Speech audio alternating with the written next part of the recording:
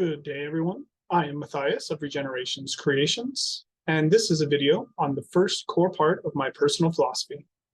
I hope you've already seen the personal philosophy intro video to get more context for all the videos that I will be adding to this playlist. As a quick setup, I'm not claiming to be right on any of these points. I'm simply laying out what I believe at this time, and I respect everyone's right to believe differently. I'm doing this as a way of looking at all of my beliefs to check for contradictions and inconsistencies, as well as to hopefully start a meaningful discussion about each topic. So, the topic for today, and the first of my core beliefs, is that I know nothing. As I said in my intro video, I am an agnostic. To me, this means that I think that I have a lack of knowledge and that I am tied into my own sensory inputs and mental framework. Because of this, I am too limited to understand the full scope of our reality. For a while, this was a sad realization. It was almost like giving up. I no longer had my strong convictions in Catholicism or atheism, so I just kind of threw my hands up and said that I have no clue what's going on. Now, though, I see it as more of a calling to always stay curious and to be a lifelong learner. A little tangent. I love quotes. I have found that a good quote, something that I can memorize and then access during hard times. And this is the best way to keep my cool and to live my values.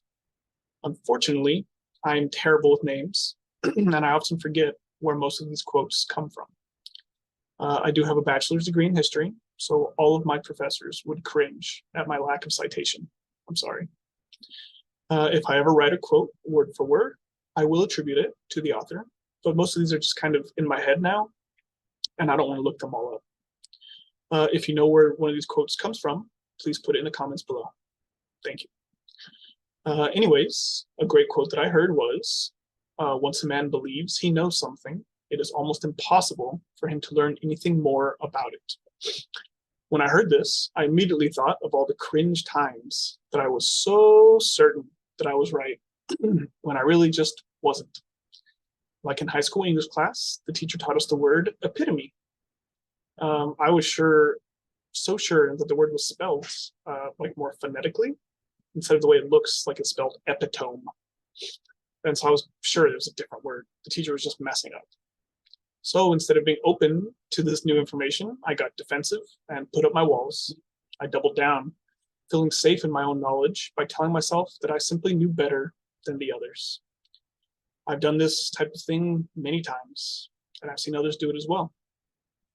So now I want to remember this quote anytime that I feel myself getting defensive over my knowledge. If others can prove me wrong, I need to be open to that.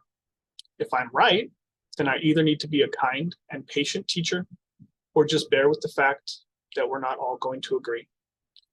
It's also a good reminder to stay curious and to not attach your identity, to what it is that you currently think. I have used this action recently with my love of cigars. I started getting into cigars a few years ago, and I fell in pretty deep. I was watching a lot of videos on how they're made, the different shapes, the blends, etc. But one video I found was made for Cigar Noobs on how to avoid rookie mistakes. The one I clung to the most was the one about being in cigar shops. They said, if you come in and try to act like you know it all, no one will want to talk to you. But if you ask questions and are willing to listen, everyone at the shop will be happy to give you all the information they have, and they will want to help you experience their hobby to the fullest. So stay humble and stay curious. The last quote that I have pertaining to this section is that one can only truly call himself educated when he has gazed upon the vast ocean of knowledge that he will never be able to acquire.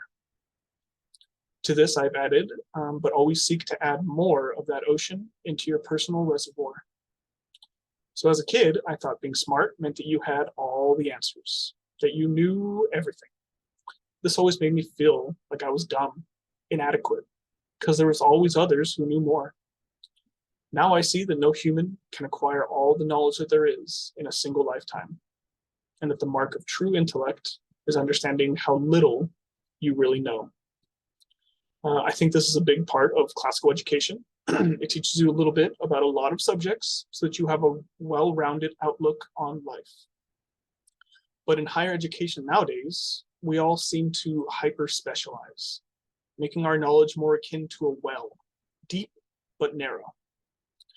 I'm glad that we have people who specialize in things.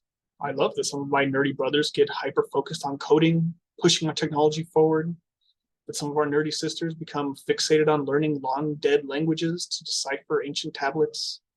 I love that we all have different fascinations and rabbit holes to fall down.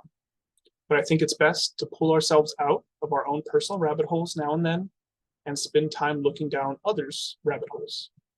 That way we can all work on our own special corner of human knowledge while still being curious and aware enough to marvel at everyone else's contributions. Thank you all.